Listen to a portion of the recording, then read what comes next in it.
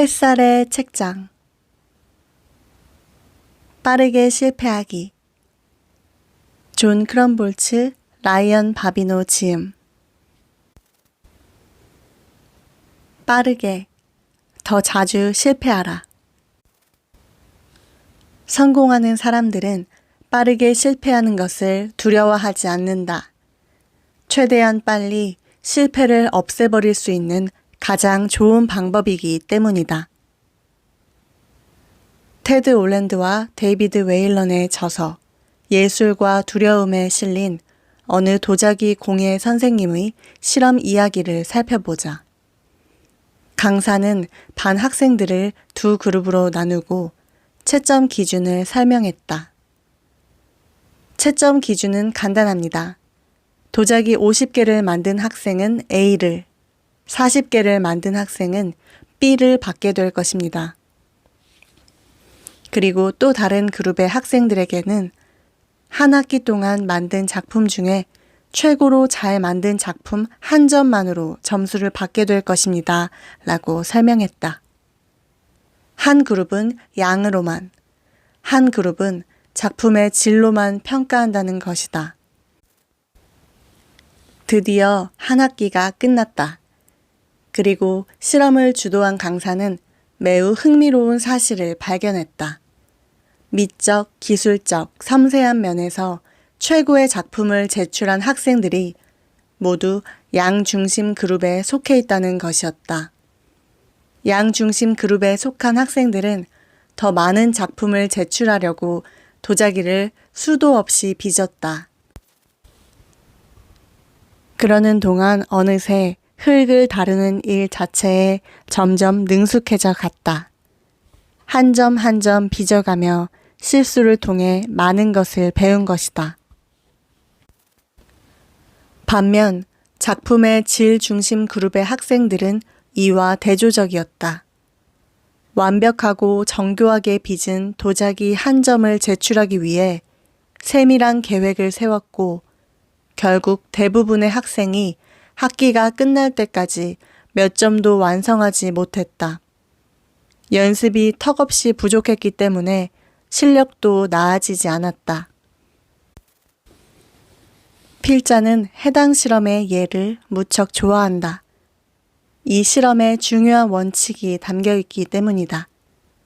성공하는 이들의 절대 원칙, 바로 재빨리 행동에 뛰어들기를 설명하기 쉽기 때문이다.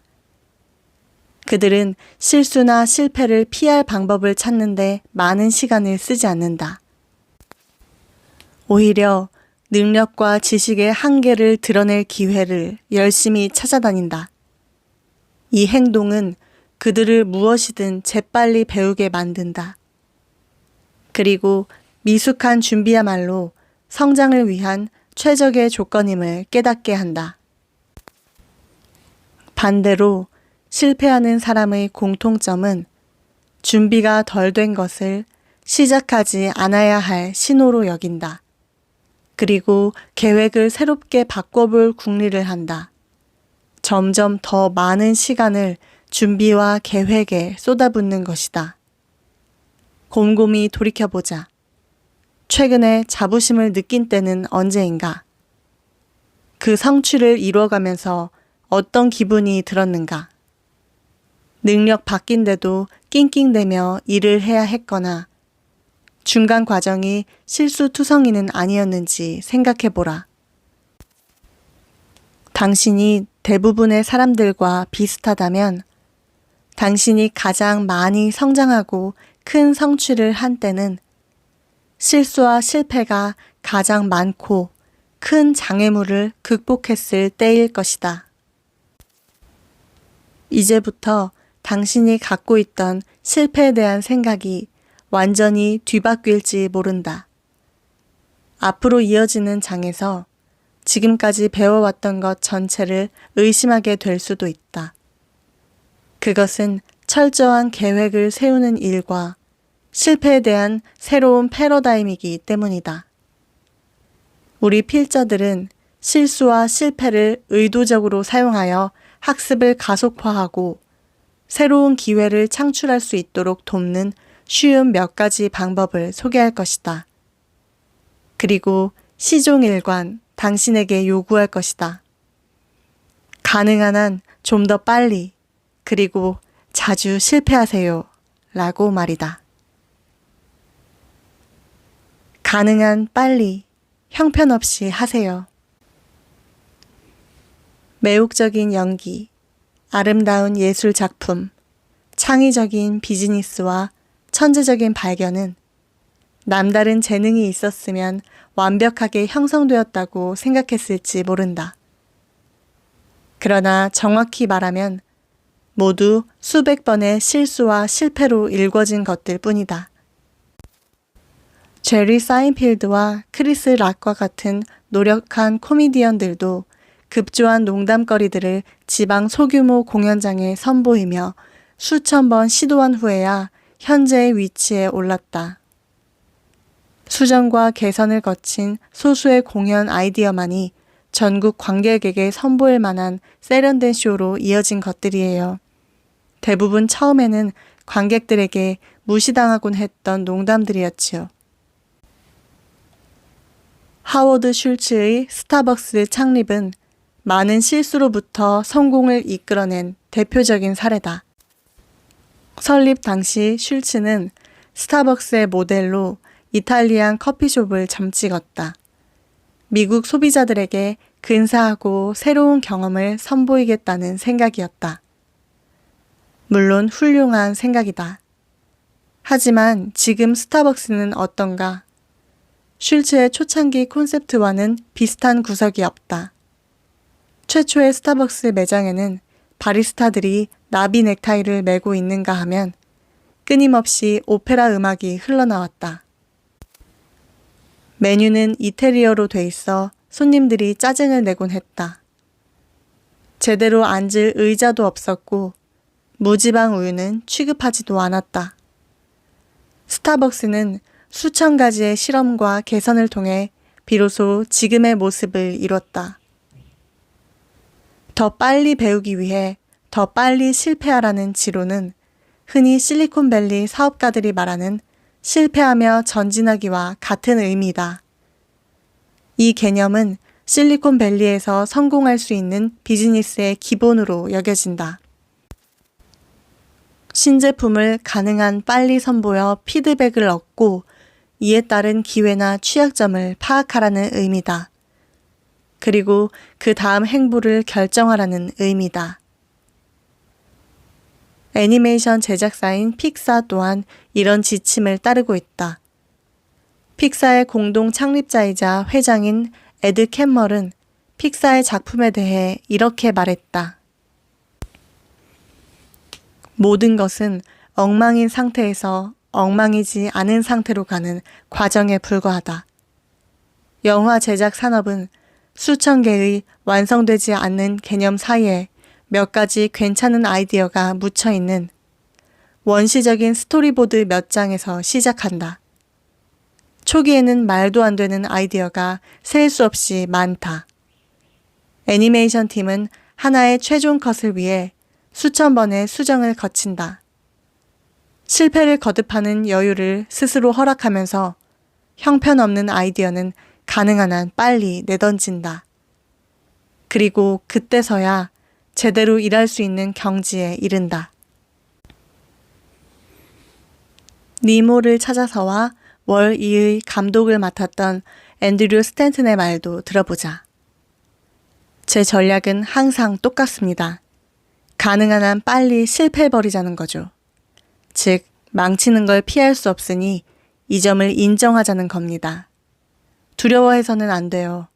물론 해답에 도달하려면 그 과정도 신속해야겠죠. 생각해 보세요. 사춘기도 지나지 않고 성인에 이를 수는 없지 않습니까? 어차피 한 번에 성공할 수는 없어요. 저는 금방 틀릴 것이고 정말 빨리 틀릴 것입니다. 만약 창의적인 일을 시도한다면 스스로에게 실패할 여유를 허락하는 것이 특히 중요하다. 우리는 모든 사람이 창의적이라는 점에 주목해야 한다. 우리 모두는 살면서 아이디어를 짜내고 문제 해결책을 찾으며 꿈꾸고 자신의 길을 개척해 나가고 있다. 그리고 당신 자신의 삶은 당신이 만들어내는 궁극적인 창조물이다. 작가 앤 라모트는 글쓰기 수업에서 글을 쓸 때 부딪히는 도전에 대해 이렇게 말했다. 하나의 작품을 완성하는 데 중요한 것은 정말 엉망진창인 초안을 써보도록 스스로에게 허락하는 것이에요. 정말 엉망인 초안을 쓰면 두 번째 안은 더 좋아지고 세 번째는 더 훌륭한 작품이 나올 확률이 높아지죠. 다 쓰고 나서야 자기가 무엇에 대해 쓴 건지 깨닫는 작가들이 대부분이에요. 도대체 어떤 주제에 대해 쓰고 싶은지, 어떻게 이야기를 펼쳐나갈지 몰라도 일단 자리를 잡고 앉아 단어들을 짜내는 게 중요해요.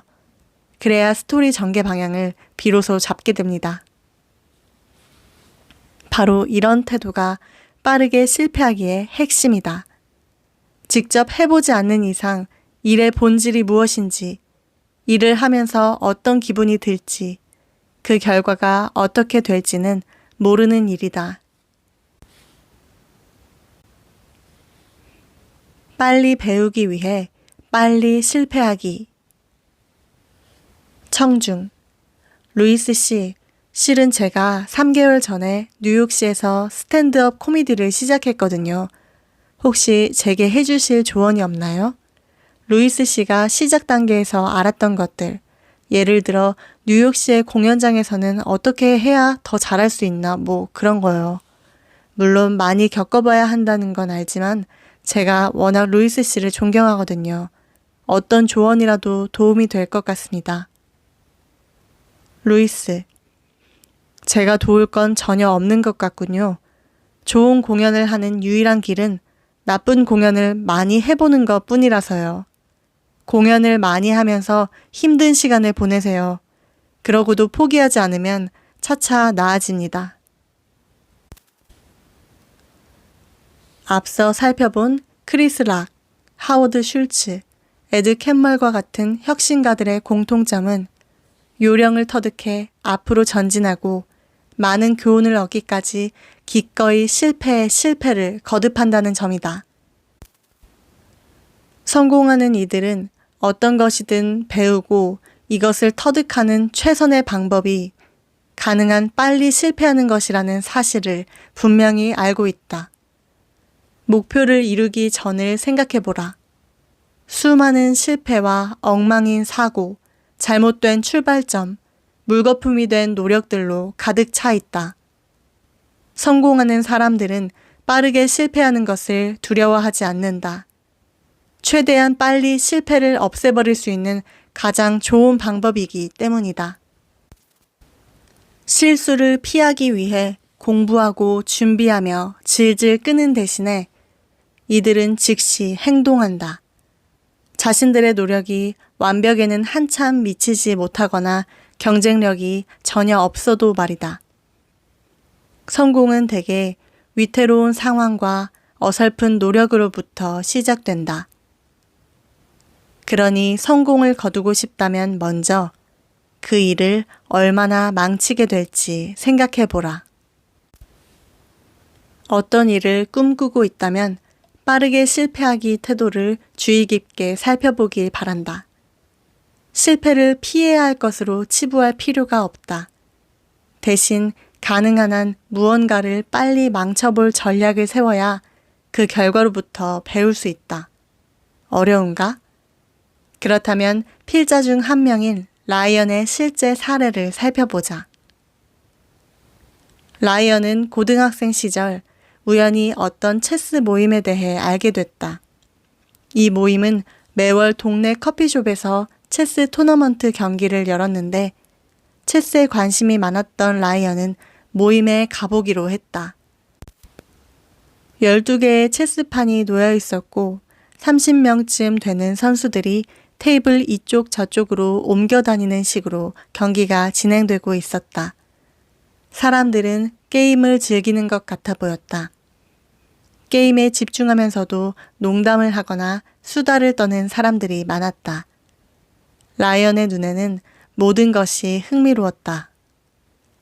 라이언은 체스를 두는 방법은 알지만 실제 경험은 없었다. 그렇다 보니 당장 테이블에 앉아보고 싶었지만 망신당할지도 모른다는 생각이 앞섰다. 더구나 대부분의 사람이 라이언보다 나이가 많았다. 라이언은 먼저 연습을 하고 와야겠다고 마음먹었다.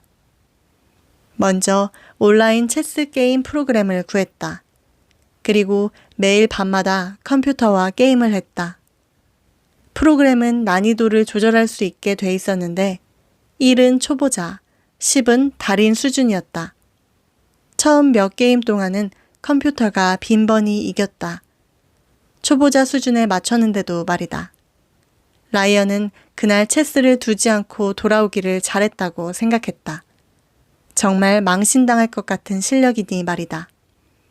2달쯤 연습하자 레벨 5에서도 한 번쯤은 컴퓨터를 이길 수 있게 되었다. 그래, 이 정도면 게임에 참가해도 될 수준이겠어. 라이언은 실력을 뽐내고 싶어 안달이 났다. 물론 최고 수준은 아니지만 토너먼트 중간까지 올라가 멋진 한 수를 보여줄 수 있다고 내심 기대했다. 그리고 긴장된 마음으로 테이블에 앉았다. 동작은 느린 편이었지만 라이언은 결국 성공했다. 첫 게임에 이긴 것이다. 한층 자신감이 생긴 그는 다른 시합을 위해 자리를 옮겼다. 그런데 여기서 예상 밖 난관에 부딪혔다. 컴퓨터 프로그램과 달리 상대 선수가 전혀 모르는 수를 두기 시작했다. 상대는 옆 친구와 수다를 떨 정도로 여유로웠다. 하지만 라이언은 한 수 한 수를 둘 때마다 피가 마를 지경이었다. 상대는 체스판을 제대로 쳐다보지도 않고 단번에 척척 내려놓기까지 했다. 결국 상대의 수에 말려 금세 패하고만 라이언은 슬금슬금 자리를 빠져나와 집으로 돌아와 버렸다. 그래, 처음부터 체스를 그렇게 좋아하지도 않았는걸? 라이언은 마음을 다독였다.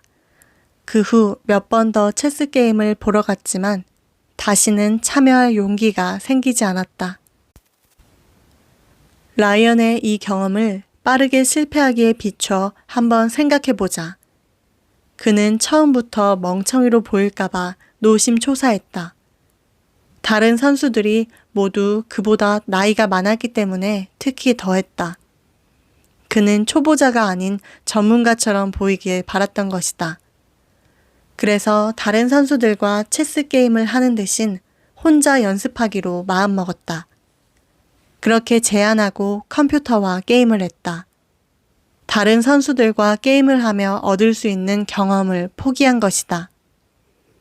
처음부터 그가 최대한 많이 게임에 참여해 봐야겠다 라거나 되는 대로 많이 접어야지 라고 마음먹었다면 어땠을까? 이런 마음이라면 상대가 친구든 처음 보는 사람이든 체스 동호회 회원이든 상관없이 게임의 기회를 가졌을 것이다. 다른 사람들과 체스를 두면서 수백 번도 넘게 접었다면 분명 그 자체로 값진 경험이 될 수 있었다.